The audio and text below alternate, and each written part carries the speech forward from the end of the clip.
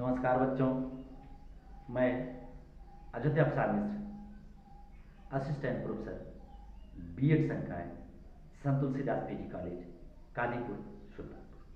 बच्चों, आज हम अपने इस YouTube चैनल के माध्यम से बौद्ध शिक्षा की प्रमुख विशेषताओं के बारे में चर्चा करेंगे, जिसके अंतर्गत हम पवज्जा संस्कार और उपसंस्कार संस्कार के बारे में अध्यापन करेंगे।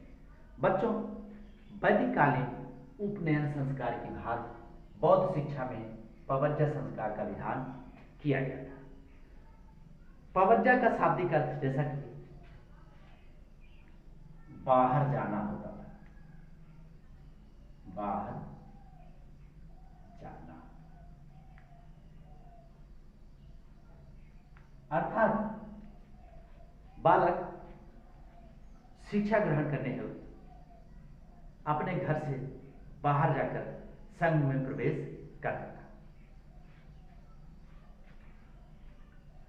पवज्जा संस्कार के लिए बालक की आयु 8 वर्ष निर्धारित की गई थी।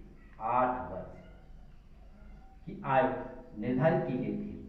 8 वर्ष के पश्चात शिक्षा ग्रहण हेतु जब अभिभावक संघ में बालक को ले जाता था, संघ में प्रवेश करने के पहले इस कार्यक्रम का आयोजन किया जाता था और संघ में प्रवेश करने के पश्चात बालक अपनी 12 वर्ष की शिक्षा पूरा करता था और 12 वर्ष की शिक्षा पूरा करने के बाद उपसंस्कार संस्कार ग्रहण करता था और संघ का पूर्ण सदस्य बनता था। बच्चों, जैसा कि हमने चर्चा किया था, बौद्ध मठों में शिक्षा ग्रहण करने के लिए सभी वर्ण और जातियों के बालकों को प्रवेश मिलता था। सिर्फ कुछ बच्चों को, या हमें कहें सिर्फ कुछ लोगों को ही पवज्जा संस्कार या शिक्षा ग्रहण करने से वंचित किया गया था, जिसके अंतर्गत अस्वस्थ,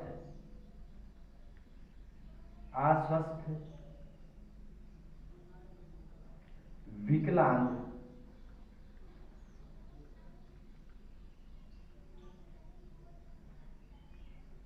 सैनिक, राजदंड द्वारा दंडित,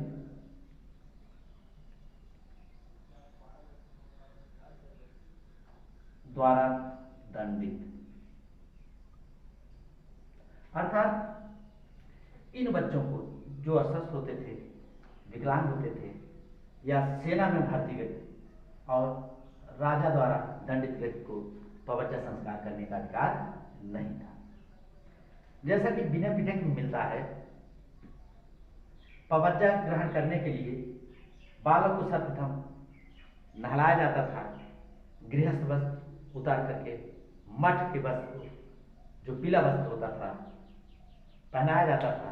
तत्पश्चात उसको उसके गुरु के सामने, अर्थात हमें कहें बौद्ध शिक्षा में शिक्षक या गुरु को उपाध्याय के नाम से भी जाना जाता है, उसके सामने बैठाया जाता था और गुरु बालक द्वारा शरण त्रयी कराता था। शरण त्रयी का तात्पर्य था कुछ वाक्य को गुरु अपने शिष्य द्वारा 3 बार उच्चारण कराते थे, जिसके अंतर्गत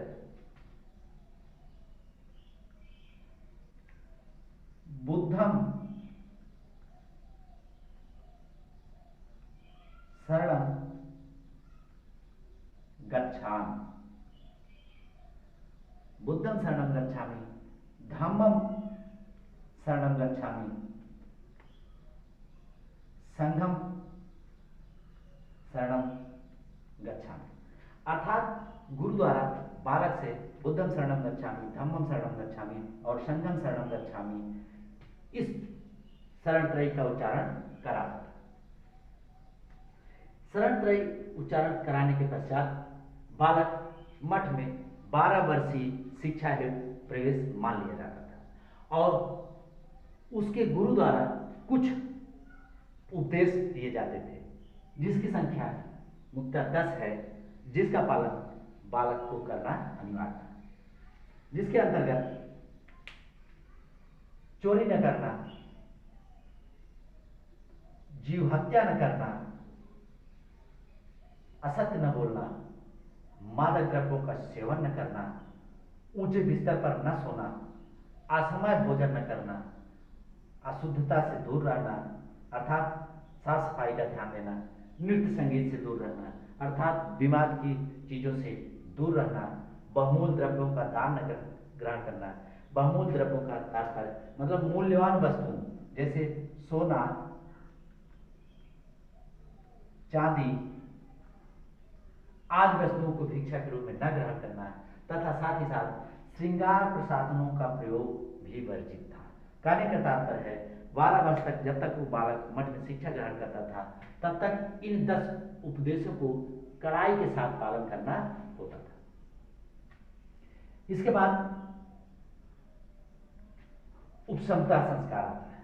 बच्चों, जैसा कि हम जानते हैं वैदिक शिक्षा में जिस प्रकार समावर्तन संस्कार का आयोजन किया जाता था उच्च शिक्षा के लिए के समापन के पश्चात, उसी प्रकार बौद्ध शिक्षा व्यवस्था में उपसंपदा संस्कार का आयोजन किया जाता था। सिर्फ अंतर यह था, उपसंपदा संस्कार के पश्चात बालक भिक्षु शिक्षा ग्रहण करता था और वैदिक काल में समावर्तन संस्कार के बाद बालक गृहस्थ में प्रवेश करता था। उपसंपदा संस्कार के बाद बालक भिक्षु शिक्षा में प्रवेश करता था जिसकी अवधि 8 वर्ष थी। अर्थात कहने का तात्पर्य 12 वर्षीय शिक्षा ग्रहण करने के बाद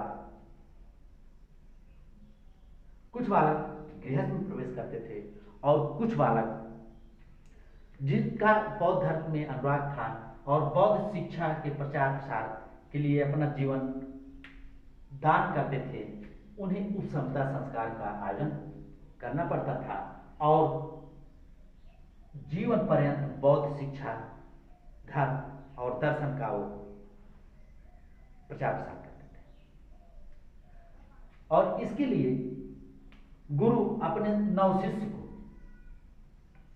उपसंपदा संस्कार के लिए बालक या छात्र का शिक्षक अपने नवशिष्य को 10 शिक्षकों के सामने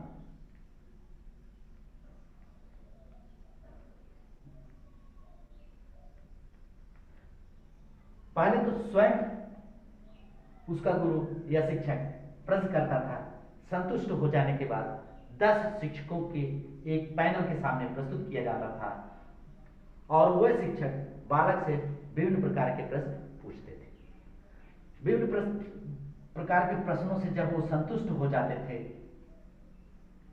तब उपसंपदा संस्कार के लिए बहुमत से निर्णय लिया जाता था कि बालक का उपसंपदा कराया जाए या न कराया जाए। निर्णय के बाद एक प्रकार से आज्ञा प्राप्त हो जाती थी या प्रमाण पत्र मिल जाता था जो मौखिक ही होता था कि बालक को भिक्षु शिक्षा ग्रहण करने के प्रवेश दिया जाए या अनुमति दिया जाए। और उपसंपदा संस्कार इस प्रकार आयोजन हो जाता था।